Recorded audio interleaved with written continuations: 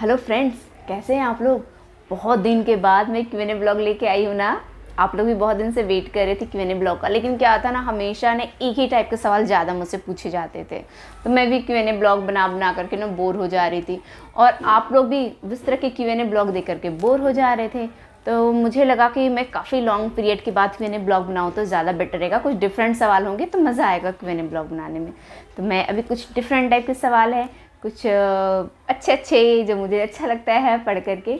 और तो जो पहला सवाल है वो तारीफ़ है, एडवाइस है। और मुझे बहुत अच्छा लगता है जब कोई मेरी तारीफ़ करता है, क्योंकि मेरे हस्बैंड नहीं करते ना, इसीलिए। तो पहला जो है एडवाइस, और मेरे लिए तो तारीफ़ है ये।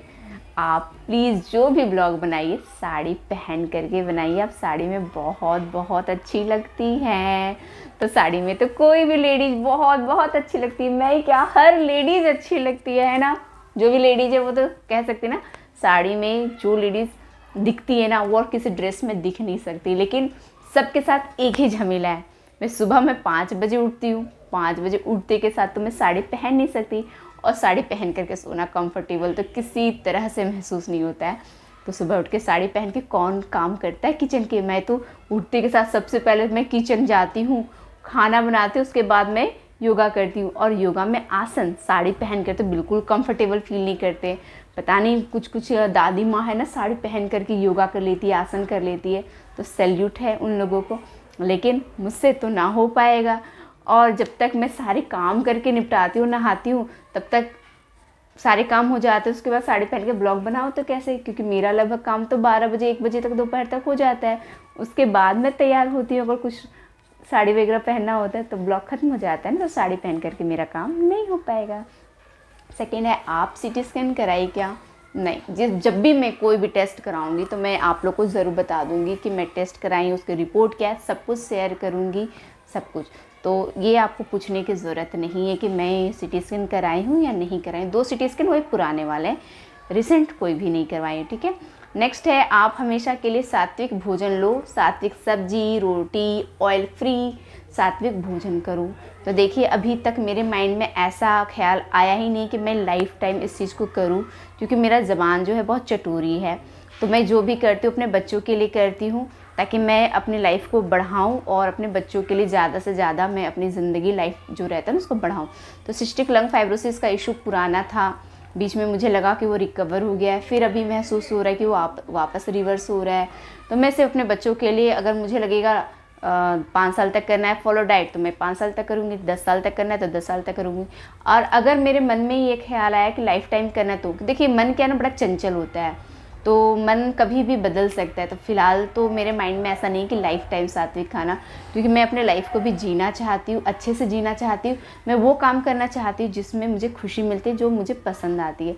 तो फिलहाल तो अभी मैं डाइट फॉलो कर रही हूँ, ये मुझे काफ़ी अच्छा लग रहा है। मैं इसको इंजॉय भी कर रही हूँ, इस तरह के लाइफ स्टाइल को।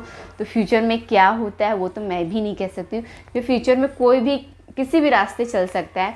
तो फिलहाल मैं अभी सात्विक जीवन ही जी रही हूँ, और मुझे इसमें बहुत मज़ा आ रहा है। फ्यूचर का मैं अभी नहीं कह सकती, क्योंकि कमिटमेंट करना भी खुद से, हम किसी को भी धोखा दे सकते हैं, लेकिन खुद को तो धोखा देना सही बात नहीं है ना। तो हम वही कमिटमेंट करेंगे जो हम निभा सकें। तो अभी तक ये मेरे माइंड में नहीं, क्योंकि मुझे ऐसा लगता है कि अगर मैं ये बोलूँ कि मैं लाइफ टाइम ऐसे रहूँ और फिर मैं वो चीज़ ना कंटिन्यू कर पाऊँ, तो फिर मेरा भरोसा खुद से उठ जाएगा। तो मुझे इतना कॉन्फिडेंस है, अगर मैं बोली हूँ कि अभी मैं शिरडी से आऊँगी 9 तारीख से, फिर 15 दिन के लिए मैं सिर्फ कच्चा खाना खाऊंगी, तो मुझे पूरा विश्वास है कि मैं 15 दिन तक सिर्फ कच्चा खाना खा के रह सकती हूँ। लेकिन ये विश्वास अभी तक मेरे मन में नहीं आया है कि मैं लाइफ टाइम सात्विक भोजन पे रह सकूँ। तो जब ये कॉन्फिडेंस आएगा तो मैं ये बात खुद से करूँगी, लेकिन फ़िलहाल तो ऐसा कुछ भी मेरे मन में नहीं है। तो काम वो करना है जो हम कर सके। ऐसा नहीं कि जोश जोश में हम वो बात बोल जाए और वो कर ना पाए, तो किसी और के नज़र में नहीं कह सकते, लेकिन हम खुद के नज़र में ज़रूर गिर जाएंगे। और फिलहाल इतना कॉन्फिडेंस मुझे अपने अंदर तो फ़िलहाल नहीं है। रात को 3:20 में भी आपकी एनर्जी बिल्कुल फुल है, ये चीज़ तो मैं नोटिस ही नहीं की थी, बिल्कुल नोटिस नहीं की थी। अरे ये एक बार नहीं, मेरे साथ बहुत बार हुआ है, बहुत बार। मतलब कि मैं न्यू ईयर सेलिब्रेशन के लिए बाहर गई थी ना, याद है, गेटवे ऑफ इंडिया, और बहुत चलना हुआ था। उस दिन भी क्या था, 31 दिसंबर को मैं पूरे घर की सफाई करके गई थी, याद है ना। मैं शाम 4:30 बजे तक मैं घर की सफाई की थी, 4:30 बजे शाम तक सुबह से लगी हुई थी।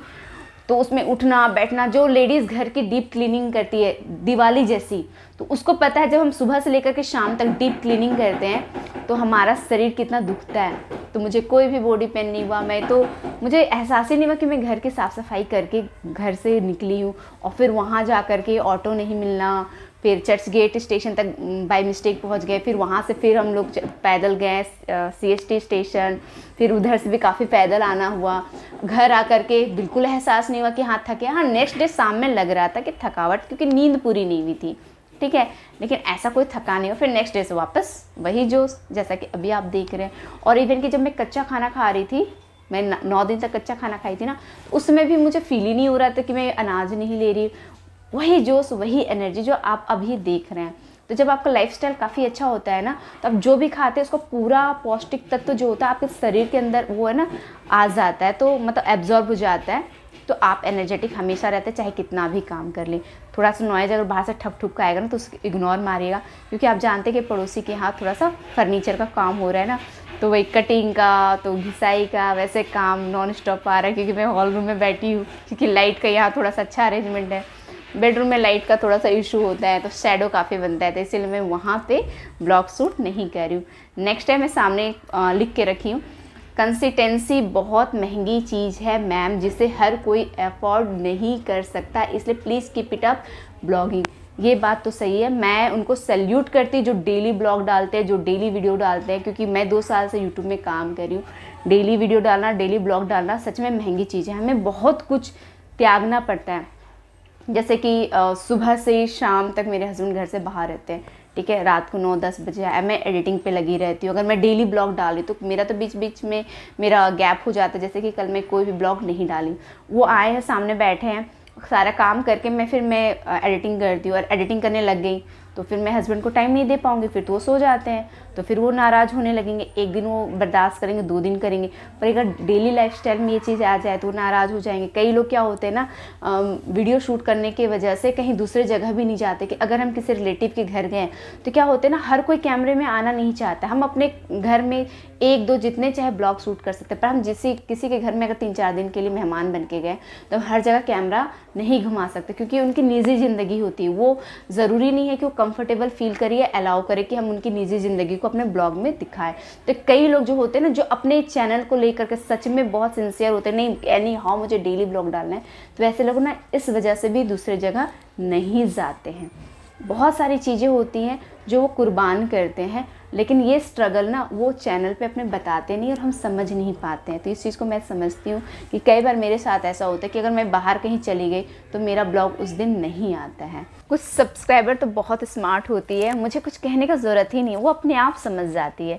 जैसे कि न्यू ईयर का मैं ब्लॉग जब डाली थी ना, तो उन्होंने कमेंट किया था कि जब भी आप घूमने का प्लानिंग करते हैं तो उस दिन साफ़ सफाई का काम मत किया कीजिए। तो ये बात सही है। उस दिन मैं पूरा दिन मैं घर का क्लीनिंग की थी और फिर मैं तुरंत नहा धो करके निकल गई थी मैं गेटवे ऑफ इंडिया के लिए। तो मेरा फेस काफ़ी डल लग रहा था, काफ़ी ड्राई लग रहा था, कोई ग्लो नहीं था, कोई ग्लेज नहीं था।